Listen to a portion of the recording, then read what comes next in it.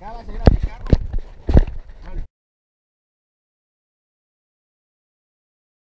guys, I have a pretty crazy story to tell you. Just been released from jail. Been staying in the jail for 30 hours and without any food, minimal water. I'm now running back to the hostel to get some money and pay off the police who let me out a bit earlier because I should have been staying 36 hours. Did only 30, and I need to pay a small fee to compensate for this because it's Saturday today, the sun is shining, and I didn't want to sit in jail the whole day. So yeah, it's a long story.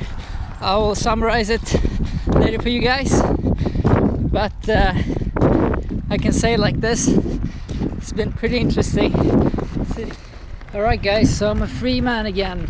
Just spent 30 hours here in Mexican prison just behind me, and I got released after paying off some small money. So I'm done shopping and so nice, yeah, I'm free again. I'm out in society, I can shop. It's beautiful, you know. I can really value freedom after spending 30 hours locked in without food and water.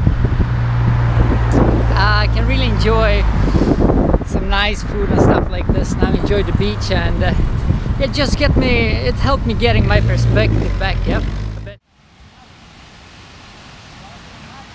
Hey guys, so I'm here in Tulum, enjoying my freedom after spending time in a holding cell, yeah.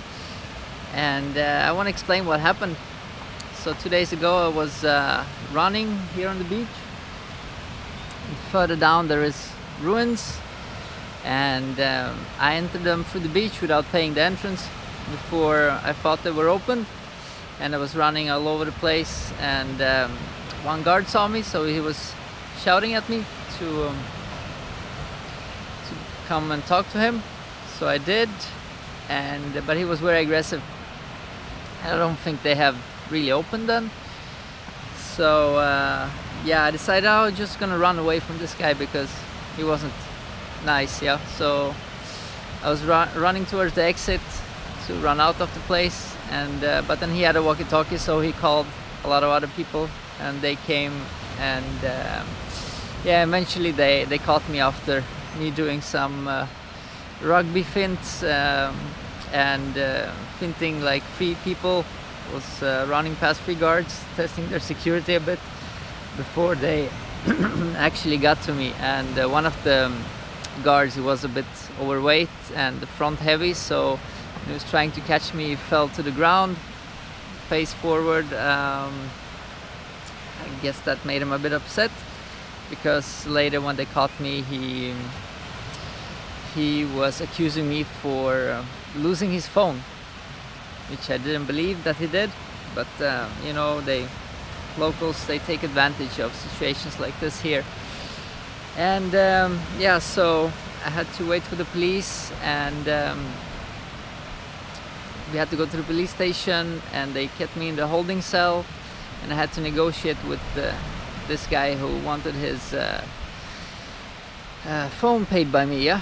So, but I couldn't agree with him because I didn't believe him. And so what the police did was that they arrested me, and I had to spend they wanted me to spend 36 hours in the holding cell, because I wasn't willing to pay him, and I wasn't willing to pay the police either to let me go, yeah, because they wanted 3,000 pesos, which is about $27 times 6. Yeah, so it's a lot of money, and so I didn't want to pay that. It's a lot of money for me traveling, you know, on a bike. That's many days. So what I came up with was, you know, people go to this silence yoga retreats, and this would be my training camp. Spending time in jail will be my mental toughness training, because I've never done anything similar to it. And I did so yeah, I did lots of meditation, lots of yoga, lots of stretching, Wim Hof breath exercises while inside, and the time went on quite fast actually, because for me meditation is never boring. And also it was a great practice of just being in the moment, just being present, and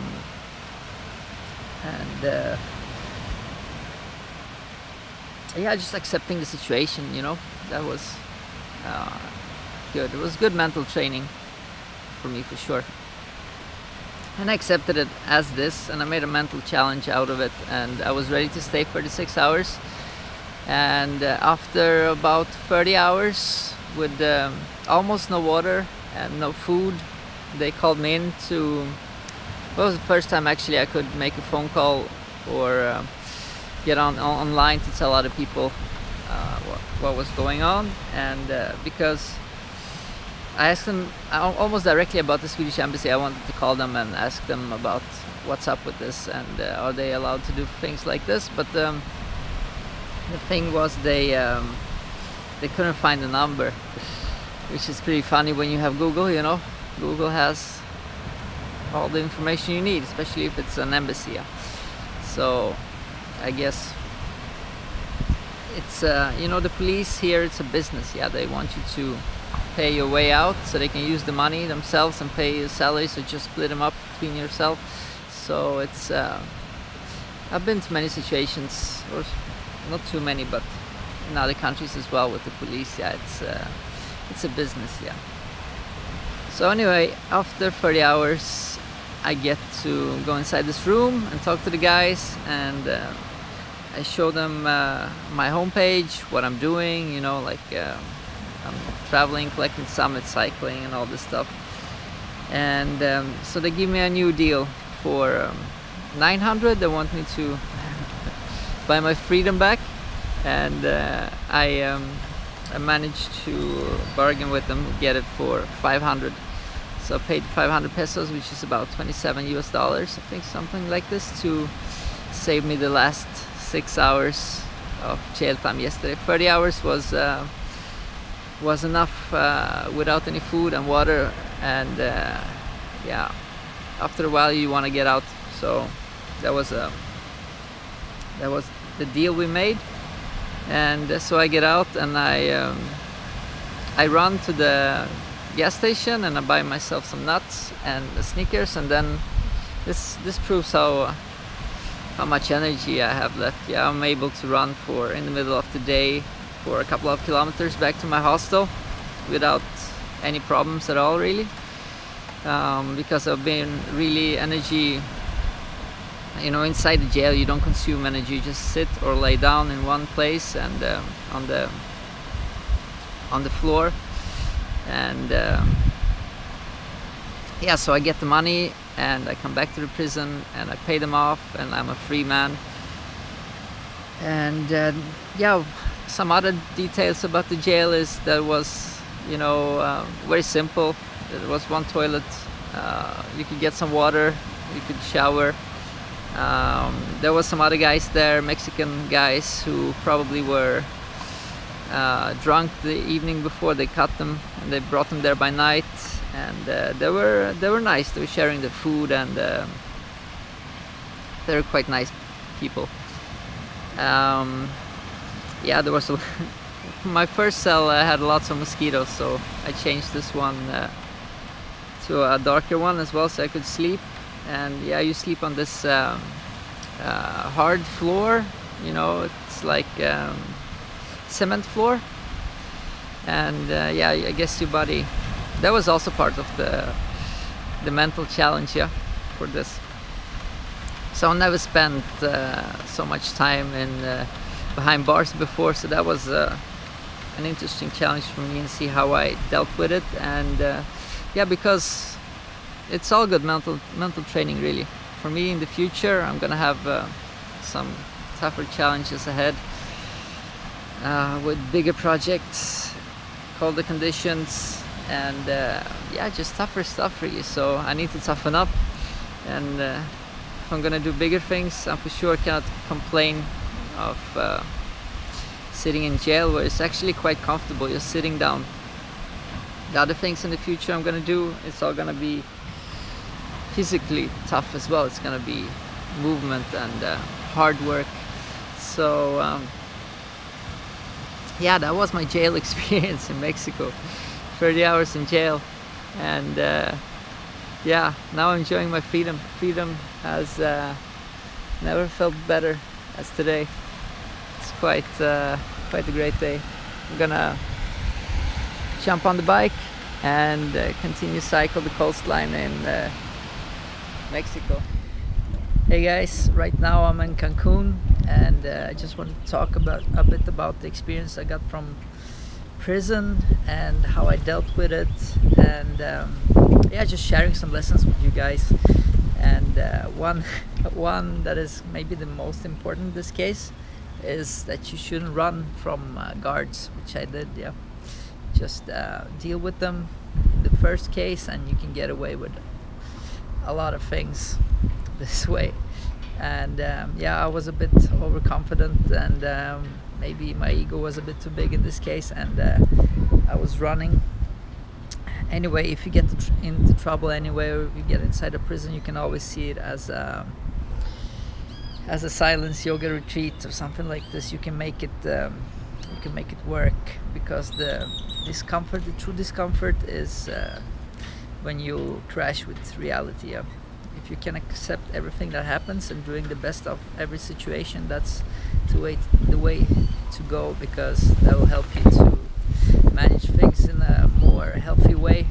You feel less stress, you will live a longer life, and you'll be able to deal with situations, because you'll learn through being calm and in the moment when things occur. Yeah, so the true prison is actually in the mind. Yeah, that is everybody's true prison. If you're in a physical prison, you can always see it as a silence retreat, or doing something good with it, you know, stretching, exercises, work on your mind-body connection. There's always something to do.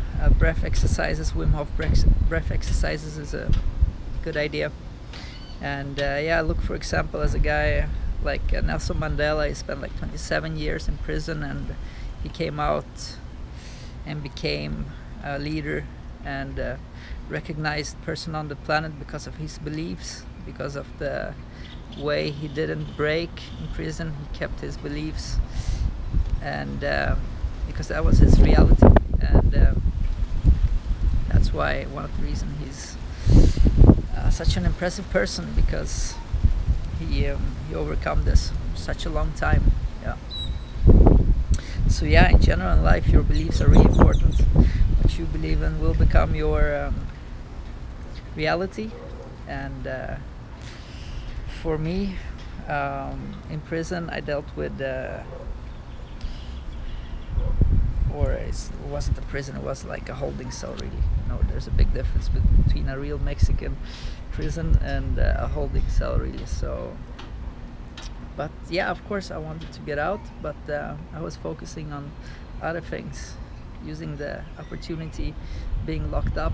You know, you don't have any distraction, no internet, no TV, almost no sound. You only have a room with walls, so you can really focus on meditation. I did almost more meditation in spent behind bars now than during the rest of the trip, and it's never a waste of time for me. This is, for me, mental training, emotional management, mental management. This is all an investment into my life, so this can never be a boring time for me. It's always something that I know will benefit me long term. So yeah, if you guys are in a boring situation, you can always use this as an escape, because boring is just a concept of society, I believe.